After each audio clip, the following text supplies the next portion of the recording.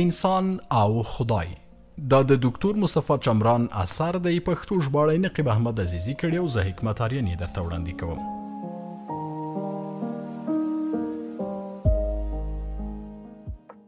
اقتصادي بنسټ. اوس له فلسفي بنسټه راځو پر اقتصادي اساس غږیږو. تر دې ځایه مو د فلسفي تهداب له مخې خبرې وکړې. یو کس ډېره ظریفانه پوښتنه رانه وکړه، ویلي چې تا اقتصادي بنسټ یاد کړ او دا په خپله بحثونه راولاړوي، ځکه مارکسیستان هم همدا باور لري چې د هر څه بنسټ اقتصاد دی. د پر ما نیوکه لرله چې زه هم د هر څه زیربنا اقتصاد بولم، خو ما ورته وویل چې زما نظریه دا نه ده. زه چې کله د اقتصادي بنسټ د شتون خبره کوم، منظور می دا نه وي چې د هر څه بنسټي جوړښت له اقتصاده جوړ شوی وګڼم. زما نظر یوازې دا دی چې د پرتلې له مخې اقتصادي بنسټ هم د فلسفي او حکومتي اساساتو غوندې یو تهداب دی. پانګوالي یا سرمایه‌داري. خبرې بل له ساده برخې ورپیل کړو چې پانګوال نظام دی. البته دلته چې سوایي کلیات دي، ځکه د دې بحث لمن دومره پراخه نه ده چې اقتصاد او په تیره بیا اسلامي اقتصاد ټول تشریح کړو او مارکسیزم او کپیټالیزم وشنو. دلته چې څه بیانوو هغه یوازې فلسفي بنسټ دی، ټول جزئیات نه دي. پانګوال سیستم پر مالکیت معتقد دی، یعنی مالکیت منی. کله چې منی انسان د شیانو مالک کېدی شي، د سوداګري پر ازادي هم باور لري. په پانګوال سیستم کې انسانان آزاد دي چې هر ډول معامله کوي. د مالکیت د منلو او په تجارت کې د ازادي پر بنسټ ویلی شو چې انسانان د استعدادونو له مخې مختلف دي. که د مالکیت او سوداګري ازادي ورکړل شي، د همدې بېلابېلو وړتیاو په خاطر د ځینو سرمایه کمیږي او د ځینو ډیره زیاتیږي. د دې فلسفي په لحاظ چې کپیټالیزم خپل بنسټ بولي، طبقاتي اختلاف پیښیږي. یوه طبقه سرمایه‌داره کیږي او بله خوارېږي. د پانګوالي په اړه مختلف بحثونه شوي چې د مارکس مشهور کتاب داس کپیټال یا رأس المال یادولی شو. مارکس په دغه کتاب کې وایي چې که څوک مازې سرمایه‌دار شو او د تولید وسایل په لاس کې واخیستل، ځای پر ځای استثمار پیلیږي. دا چې دا څنګه او ولې کیږي، لنډیزي دا دی.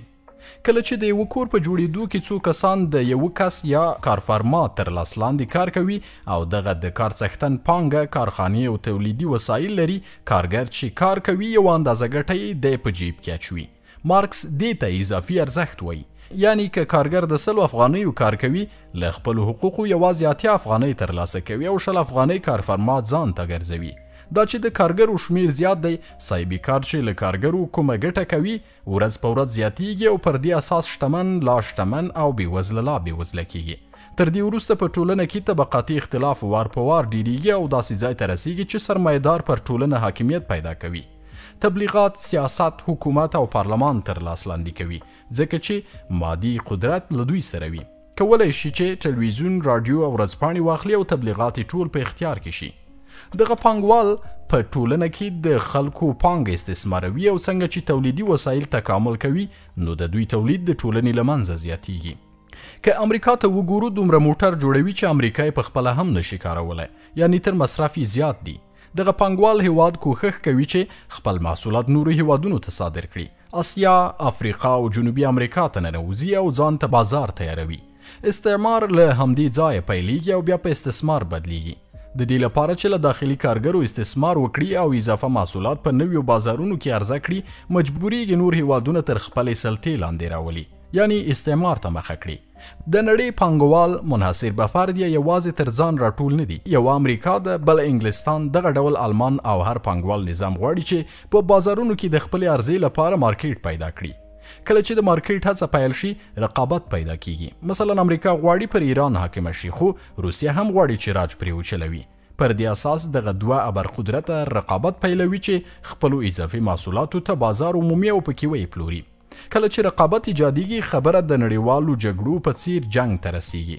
لومړی او دویم نړیوال جنگ دواړه د پانګوالو او ابرقدرته سیستمونو په رقابت کې پیښ شول چې غوښتلي د نویو بازارونو او سرچینو واک وګټي. وینو چې پانګوال سیستم یا کپیټالیزم یوه فاجعه ده او نړۍ هماغسې په خاورو او وینو لړي او نابودوي لکه کړې چې ده. دریم نړیوال جنگ تر اوسه ځکه نه دی پیښ شوی چې زبرځواک نظامونه د ځان لخوا د ځان پر له منځه وړلو ویریږي، ځکه د اټومي بمونو تخریب په هغه کچه دی چې که جګړه پیل شي پخپله هم نابودیږي. بل اور به یوازې په آسیایي او افریقایي دښتو کې نه پاتې کیږي، بلکې هرومرو د دوی تر کورونو هم ورسیږي. د جګړې د نه پیل کېدو او اوسني تعادل سبب همدا خبره ده. پایله دا ده چې د لویدیځ پانګوال سیستم نړۍ ته فاجعه ده. کمونیزم. کارل مارکس چې د پانګوال سیستم پر وړاندې دریږي لومړی خبره یې دا ده چې وایي دا سیستم یوه فاجعه ده. البته دا خبره موږ هم کوو. دی پوښتي چې څه کول پکار دي، د حل لارې څه دي. د دې لپاره چې د حل لار پیدا شي د مالکیت له منلو انکار کوي. دی وایي چې زه د مالکیت نفي مطرح کوم. پر دې اساس فردي مالکیت نفي کوي او وایي چې مالکیت او تولیدي وسایل باید د انسان پر ځای د دولت په لاس کې وي. دی د دې پر ځای چې ستونزه حل کړي د تجارت ازادي هم له منځه وړي او ټول دولت ته سپاري. په کمونیستي هیوادونو او ختیځ بلاک کې هیڅوک سوداګري نشي کولی. په نظام کې د تجارت او مالکیت په ړنګولو دا نتیجه ترلاسه کیږي چې هیڅوک به د تولیدي وسایلو او پانګې د غصب ځواک نه لري چې نور ورباندې استثمار او لاندې کړي. دوی دا قوانین د استثمار د مهار لپاره لازم ګڼي. کله چې یو څوک پیسې ونه لري، تولیدي وسایل په واک کې نه وي او د پانګې په مالکیت قادر نه وي، نو بل څوک نشي استثمارولی. البته دلته بیا هم ستونزه نه حل کیږي. سمه ده چې کمونیزم پانګه له انسانه اخلي چې بل استثمار نه کړي، خو بیا یې بیرته دولت ته سپاري او بیرته له دولته لوی پانګوال جوړیږي. یعنی دلته نو د سرمایه‌دار افرادو پر ځای دولت سرمایه‌دار شوی وي. دا بیا دولت دی چې خلک استثماروي، خو څوک چې بیا قدرت پر ګدۍ ناست دي په داسې حال کې چې تر ټولو بهترین ژوند او اختیار لري چې بېوزله طبقه د ژوند خورا لومړنۍ اړتیاوې نشي پوره کولی. زه څو کله پخوا په شوروي روسیه کې وم او د هغه ځای ډیر لوی شخصیتونه او لوی ښارونه مې ولیدل. باید ووایم هغه قدرت طلبي او بیروکراسي چې په روسیې سرخیلانو یا کارفرمایانو کې وه هیڅ چیرته آن په امریکا کې هم نشته. یعنی په روسیه کې چې د کرنې اړوند یو دفتر ته هم ورځي، رئیس پر داسې یو منبر او داسې لوی تاغوتي تخت کینی چې صلیب ته ورته وي او لږ تر لږه 7 کسان تعظیم او د امر تطبیق ته آماده باش ولاړ وي. حال دا چې آن په پانګوالي هیوادونو کې مدیر یو 2 اتاقه لري او یو منشي سره ټول اداري کارونه په خپله ختموي.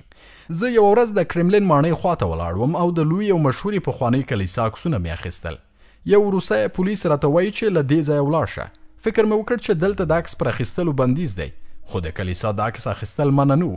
عسکر چې زه لا هم ولاړ ولیدم خواته را روان شو چې لاس یې را باندې پورته کوو، ما ترې وځغستل. ما زه چې لرې شوم هلته یو لوی موټر چې ګاډیلاک و که لږ بل ډول و تیز تیر شو او هلته تیر شو چې زه ولاړ وم. د کرملین ماڼۍ یوه دروازه ورته پرانستل شوه او ورننوت. پوه شوم چې په اصطلاح د دفتر د سیاسي غړو یو دی. دومره متکبر او فرعونانه غوندې تیر شو چې هلته څوک ولاړ وي وهي او ویسته غورځوي.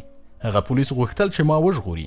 هغوی ته اصلا عادي خلک د خاورو غوندې ښکارېږي، پوچ دي، انسانان نه دي او هیڅ ارزښت نه لري. په خپله په سترو او دنګو ماڼیو کې ناست دي او یو فرعوني حکومت چلوي. د یوه کارګر چې له یوه دولتي بنسټ سره په حقوقو کې اختلاف راځي تر هغه لا سخت دی چې د امریکا د پوهنتون له یو استاد سره یې راځي. که په خپل امریکا په نظر کې ونیسئ، فرض کړئ یو کارګر د میاشتې $1000 حق لري. د پوهنتون استاد به څومره حقوق ولري؟ 2000، 3000، 2 برابره یا 3 برابره.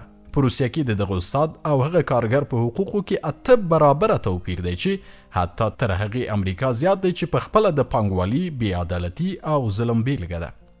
په کمونیزم سیستم کې دولتونه پانګوالي کوي او خلک استثماروي. دغه لوی سوسیالیستي دولتونه دي چې پر ختیځ اروپا لکه چکسلواکیا، لهستان او نورو ځایونو یې بریدونه وکړل. یعنی دولتونه غواړي چې نور نظامونه مستعمره کړي. ظلم او استثمار ختم شوي نه بلکې لوی او پراخ شوي دي. ممکن عادي خلک ونه پوهیږي یا یې تشخیص نه کړي، خو په ټوله کې د استثمار او ظلم یوازې بڼه بدله شوې ده. زه په روسیه کې ځینو مسلمان میشته سیمو لکه د ازبکستان تاشکند ته او بیا سمرقند او بخارا ته چې ډیر مې خوښېدل لاړم. شاید ازبکستان د روسیې د نفتو او پنبو مرکز وبللی شو. دومره حاصل خیزه و چې د پنبو درمندونه یې په لارو کې انبار و او زه ورته ایران دریان وم. خو په همدې زرخیزه ازبکستان کې د خټو او خاورو داسې کورونه و چې شاید یوازې د ایران په کوچان او ځینو لرو اطرافي سیمو کې پیدا کیږي. په تاشکند کې مو لیدلی شوی، دغسې په نورو ښارونو کې لکه بخارا او سمرقند کې هم چې چا په کمونیست حزب یا حکومت کې عضویت درلود، بلند منزلونه او شیک او موډرن اپارتمانونه یې لرل. حال دا چې ترڅنګ به یې د خټو داسې خوار کور او دروازه به یې دومره وړه او ټیټه وه چې په ورننوتلو کې د سر ساتلو په خاطر په نیم قامت راکړوپېدې. په کوڅو کې چې به یې تلې لږ تر لږه خو د خټې د پښو تر بیډیو در رسېدې او دا یې ثابتوله چې د دغو 2 ډلو ترمنځ طبقاتي توپیر آن په داسې زرخیزه سیمو کې تر کومې اندازې وحشتناک دی. په هر حال مارکس او سوسیالیستان چې غواړي د پانګوالۍ ستونزې حل کړي مالکیت نفي کوي. دوی غواړي چې استثمار ختم شي خو استثمار په نوې بڼه راپورته کیږي او حکومتي بنسټ پیدا کوي. دویمه ستونزه دا پیښیږي چې په سوسیالیزم کې استعدادونه وژل کیږي. له کومه ځایه چې د افرادو ازادي او مالکیت سلبوي دغه انسانان بیا په هماغه تاند و تازه زړه او فکر کار نه کوي او زحمت نه کوي. اصولا په دیکتاتور چاپیریال کې د بنی آدم د استعداد زیاته اندازه نابودیږي. په تیره بیا هغه کس چې وپوهیږي د میاشتې عاید یې یوه معینه اندازه دی نور کوښښ نه کوي چې ځان ستړی کړي. همدا سبب دی چې د روسیې په اوکراین غوندې کمسارې سیمه کې له ټولو امکاناتو سره خلک پر دې ونه توانېدل چې آن خپل غنم پوره کړي. مجبور دي چې له امریکا یا نورو هیوادونو یې واخلي.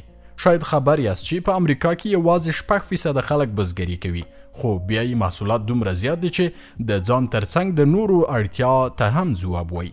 حتی د محصولاتو زیاتوالی دې کچې ته رسیږي چې په بازار کې د لوړ نرخ د ساتلو په خاطر متاسفانه او د انسانیت مخې ته په ټول احترام اور ورچوي او یا یې په سیند کې غورځوي. کله کله د غواو دومره شیدې تولیدېږي چې که یې بازار ته عرضه کړي بیې به یې ډېرې ټیټې شي. دوی دغه شیدې په همدې خاطر سیند ته په یوه لښتي کې ورتویوي چې ارزانه نشي. په امریکا کې د غنمو د سوځولو غوندې له انسانیته لرې کار مشهور دی.